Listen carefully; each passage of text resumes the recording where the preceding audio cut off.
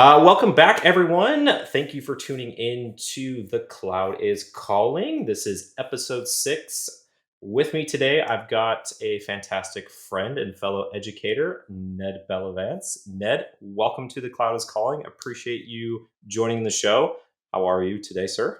I'm doing well. Thanks for having me, Derek. I'm Good. excited to be on the show. Thank you. Really appreciate it.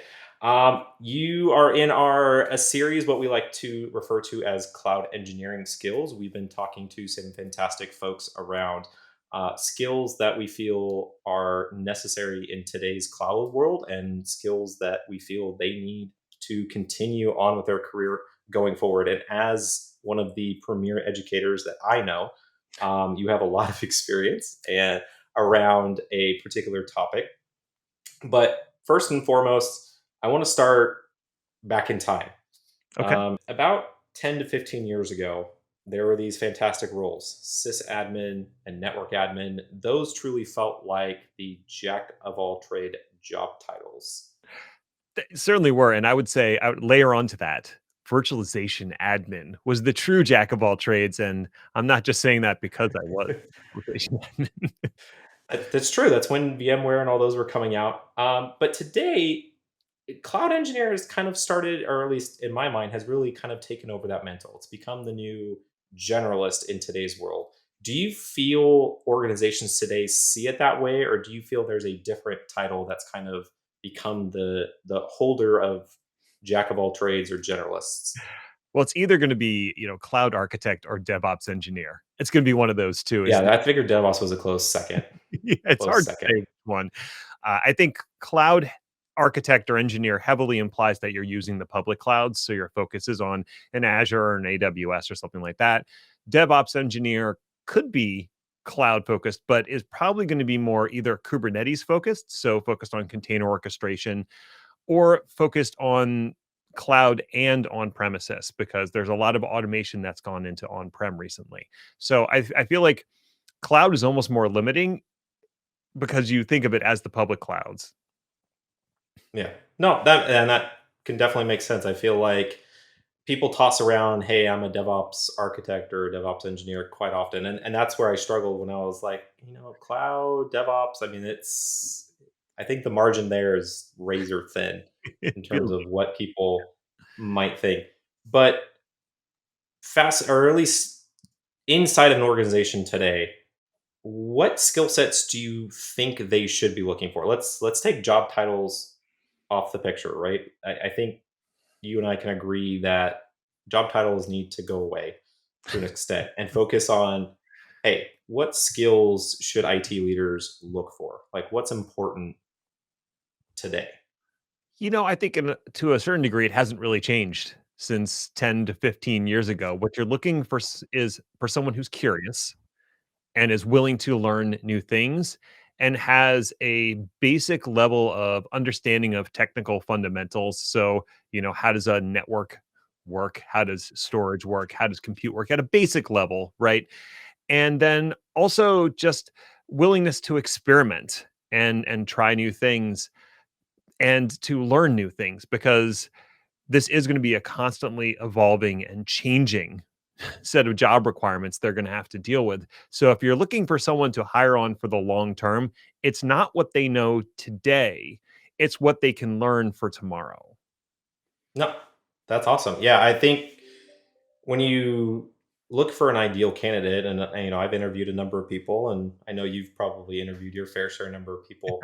I I I don't want to say I ignore technical, but I kind of de-emphasize it. I look for somebody who's hungry, who has that passion that says, you know what, in my previous role, this requirement came up, and you know what, I sunk my teeth into it. I wanted to learn it. Not the person of, hey, this is my job. That requirement was out of the scope of my job, so I didn't like. Yeah, for me, that's kind of where I focused in on, from somebody who wanted to truly grow in their career from a skill set perspective. Right. It reminds me of some job interviews that I was part of. I was like on a panel of people interviewing someone for the job. And there was always this one guy on the panel, and it was always a guy, who wanted to ask the most obscure technical questions like, okay, you're at the command line and you need to do this very expansive bash command to do a DNS query. Tell me the exact syntax and which flags you would use. And, every once in a while, maybe someone would be able to answer the question, but the question was dumb. Like, you can just Google that. If you want to know if they know how DNS works, ask them some questions about how they think DNS works. Walk me through how a web address is resolved. Okay, they have some basic technical acumen, but none of that was really interesting because knowing that bash command is not going to tell me whether you're a good cultural fit for the organization or if you're willing to learn new things as they come along. And this was really right around the advent of some VMware stuff that Mhm. was going to require a lot of learning. So, yeah, I was like, "Stop asking your weird questions. We need to, actually learn something about Do this we do we like this guy? Is he somebody we can go have a beer with? Yeah, yeah, exactly. Is she gonna fit in well with the team? Like, is it gonna be Yeah. when Mhm. we go out to lunch and we have nothing to talk about because she's like a Yeah, flat earther? That's, yeah. that's the thing I'm Does concerned. she love peanut butter and jelly sandwiches? Like, that's important to know. I mean, if Uh, they don't, then yeah, that's yeah, they're out, yeah, no. Unless they have a peanut allergy, then we're good, we understand. acceptable, I suppose. Um, it I'm gonna put myself inside the job seeker or something, maybe somebody who's wanting to change careers or, has been looking at this.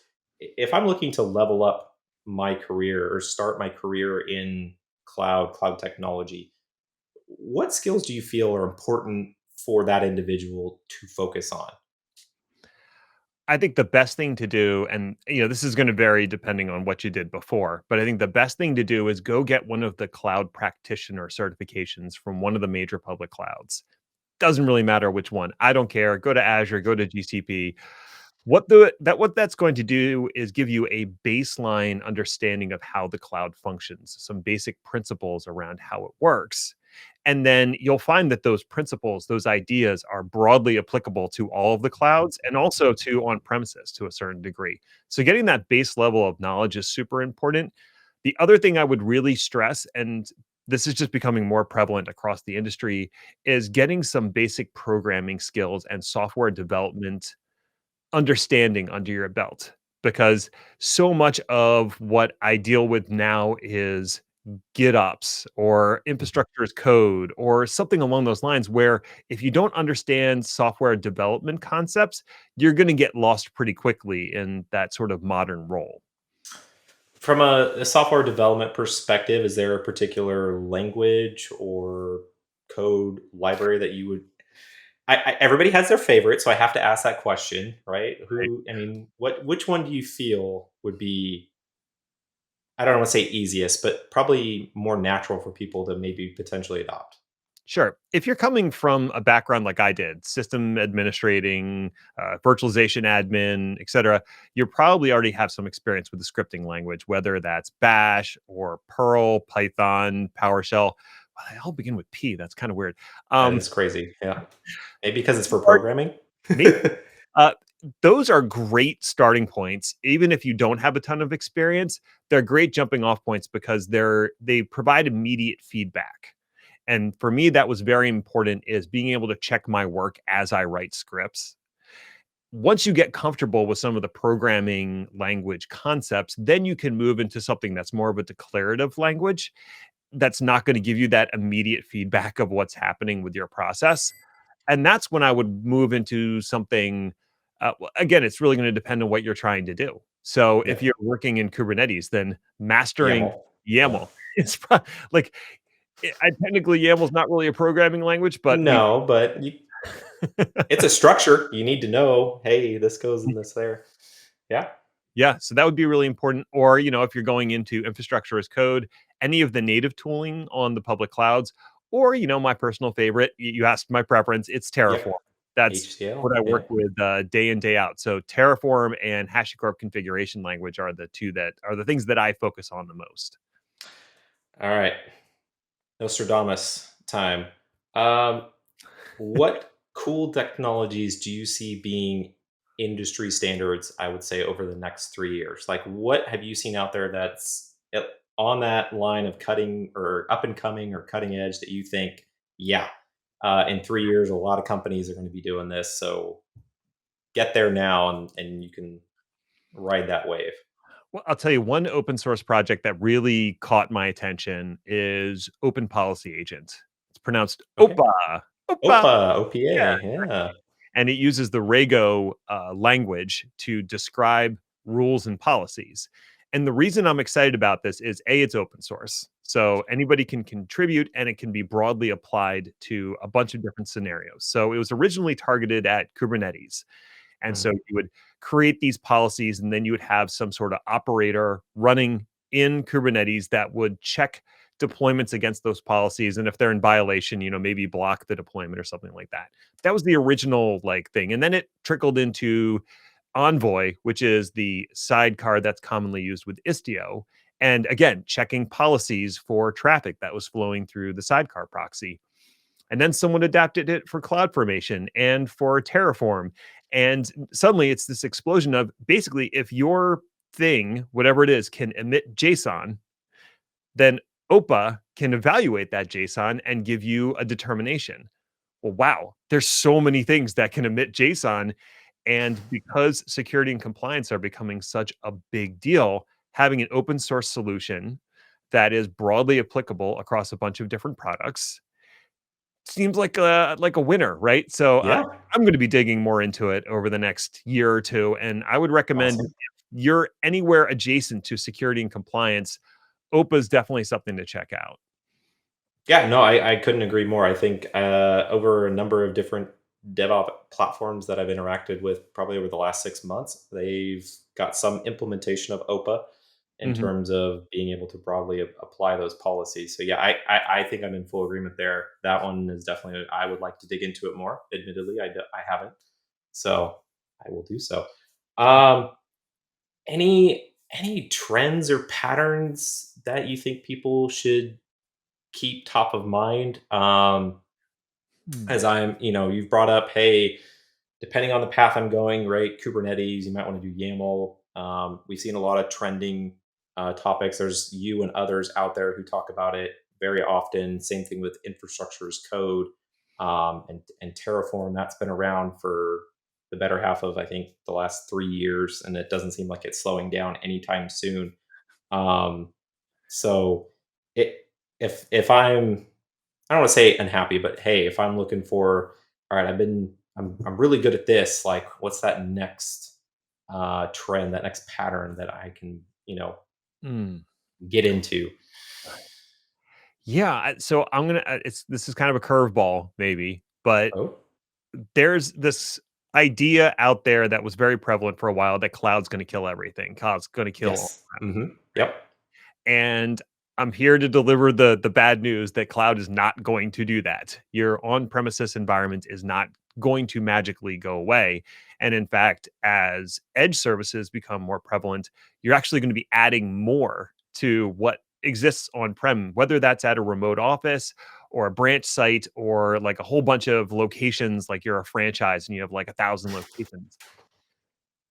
So there's a bunch of emerging technologies that are focused around how to manage on-premises things as if they are public cloud. So applying the cloud operation principles to on-prem, yep. I would keep my eye on whatever's happening with the edge and whatever's happening with those on-prem technologies because that's going to be a whole new wave of people who need to maintain and manage that infrastructure as previous ways of doing it age out and we move into the cloud on-prem era.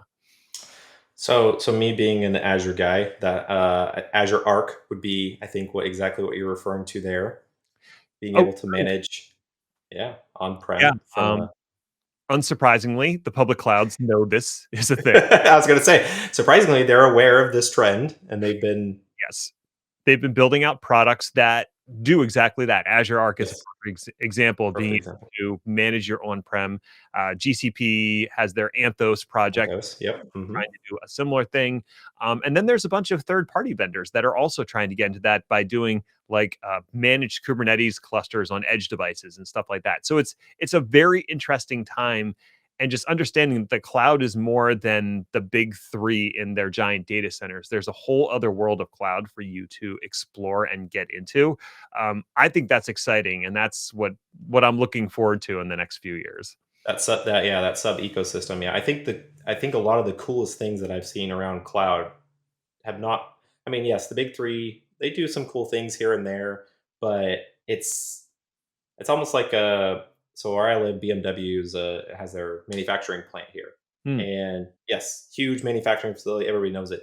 But the other people don't see are all the suppliers that are in and around here that came in when BMW came in, and that's what I feel like the cloud does. Like, hey, we bring in our big things, and then you've got all these suppliers of different things within cloud that can really help open up your cloud environment to just a whole wealth of possibilities that you probably didn't even think of, or even the cloud providers haven't thought of yet. Yeah, and at a certain scale, the economics of running it on premises actually becomes viable Yeah, as long as you're following the cloud operational model. So once you've done that, now, yeah, you're gonna keep that stuff on-prem because it's too expensive to run it up in the cloud at a certain point, exactly. Or it's unsupported. or that. The cloud supports everything. We're not trying. All right, Ned. I'm gonna try and get you to make a stance here. Okay. Should we be using the GUI anymore when it comes to cloud? I've always wanted to ask this of you. I know where you love to play. Um, so, yes or no? Do you think if I'm a cloud person, should I use the GUI? I would say you should, 100%. Ooh, all right. And I know that might be surprising, right? Because I do It everything. is. It is actually a little surprising. Yeah. So here's and this is part of my process for when, let's say, a new service emerges on Microsoft Azure tomorrow, and I want to learn a little bit about that service and how it works.